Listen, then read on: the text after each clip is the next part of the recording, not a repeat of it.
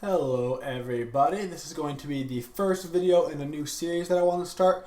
I had a Reddit AMA about supports on Friday, and I want to try to release a video on the Monday after those AMAs about some of the best questions that I thought I would answer in a video so I could reach out to more people. So, first question of the day asked by Equal to Heaven.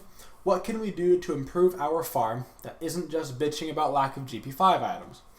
It's a great question. That's a lot of things that people have been asking that question a lot. Basically, what you're doing to improve your farm is you're getting your jungle buffs right on the support side. You're getting the red buff, the purple buff, your back harpies. You're doing those three, preferably with the jungler or with your ADC. That way you're splitting it two ways. You're going to get a lot of farm that way. Of course, if you can have early game lane pressure, that's going to let you get to the mid harpy rotation, which means you're going to get the mid harpy XP and gold. That's going to be big, and then make sure you're taking XP from the mid lane as well. So between all of those sources, you're not still going to have as much gold as you did last season, but you're going to have more gold than the enemy support, which is really what's important. Incon asks, do you think supports should get some of the early game kills so they can get some early gold to get their core items online quicker? As a support player, of course, I'm going to say yes. And as generally, the answer is yes. Maybe not necessarily First Blood. First Blood may be more viable for your ADC so they can get their Devo gloves going. But a kill or two in the first 5 to 10 minutes of the game on support, allowing you to get maybe a boost done or an early solve for an early team fight, early tier 3 hog, whatever the situation may be, it's very strong in order for you to be more involved in your team fights, in your rotations, aspects of the game like that. So yes, don't be afraid to take an early game kill. Kabo Padu asks, what is the best way to help out your team's ADC when they fall behind? This is actually a question I get a lot as well. So basically, you're looking at two situations. Your ADC is either ahead or they're behind, right? There's not really, I mean, they can be even, but almost never happens. They're either ahead or behind. So, if your ADC is ahead, I like to leave them alone. If your ADC is ahead, that means they can probably deal with a 2v1, let them have solo farm, and they're going to get really big, really fast. They'll get their crit online earlier. They're going to be bigger in team fights, right? That's what I like to do if my ADC gets ahead. If your ADC gets behind, you're probably going to have to go babysit them. If you don't babysit them, they're going to get camped. They're going to get killed. The other ADC can 1v1 them. You're better off just babysitting them and making sure that they're going to be okay. Graham64 asks, since they're increasing Kuma's dash speed on his 1 and ult, do you think this will help his viability at all? Yes, I do. I think it'll make him stronger.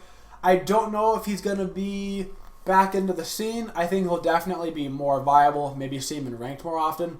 As far as the competitive scene goes, he might either be a niche pick or he'll be like a if some of the supports are banned out kind of thing, but I don't believe you're going to be seeing him every game. Barky Soul asks, how do you know when to ult as Athena? When to help other lanes? She is my weakest support. Do you have any tips? Yeah, so for Athena, you have a couple things. You're looking really to ult to the mid lane, if possible. That's because that's where a lot of the team fights are happening, particularly around mid harpies. So when the mid harpies are spawning, as the support, you want to usually be there. But you can be at the left side harpy grabbing those. And if a fight breaks out on the right side harpies, that's a great time to ult and look for kills.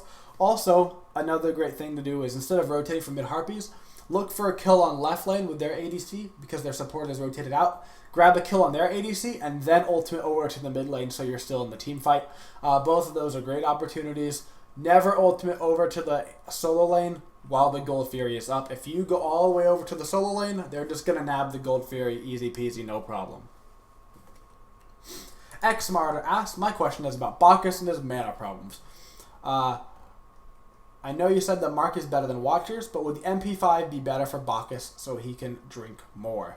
I really think Bacchus needs the Vanguard. The reason why I say that is in order to do any lane clear, you have to kind of be up in the NPCs. You're going to probably aggro, hit a God, so you're going to get the archers on you because of the way Belch works.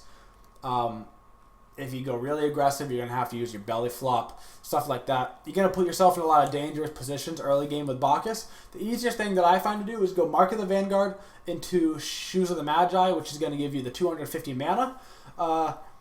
You don't really need the cooldown boots on Bacchus. Yeah, they're fine, but the extra mana early is going to be huge. Not to mention they buffed Bacchus's 1, so you only have to drink like 3 times now and you have a full meter. Between all those things, he's actually not that mana hungry as he used to be, but grabbing those mana boots is going to make you A-okay for everything.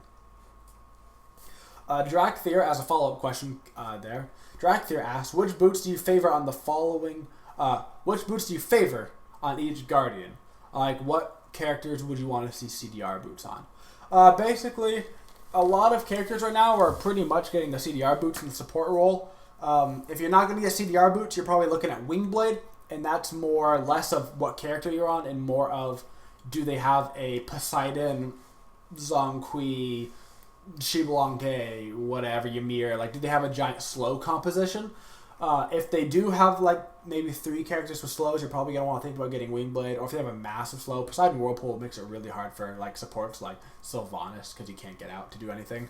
But if you're not going to get one of those 2 things, you're going to get the Shoes of the Magi. And the Shoes of the Magi, you would only get on a character like a Bacchus or a Sobek, somebody that's really mana hungry. But generally, you're going to get CDR on almost everybody, except in the situation where there are slows preventing you from doing that. And the last question we have here from Vanguard Anon, are Talaria boots ever worth it on supports?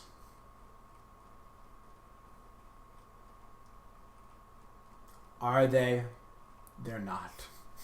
I shouldn't have to answer this question, but I'm just going to throw it out there.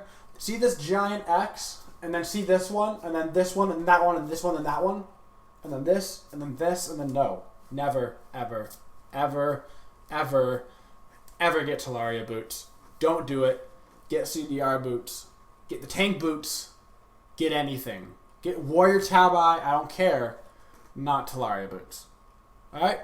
Hope you guys found this informational. I want to do an AMA every Friday, and then I'm going to try to release this video on Monday, the following Monday, 2-3 days after, whatever it is. And then hopefully this can just get some more support information out into the Smite community so we can get some more supports in the game.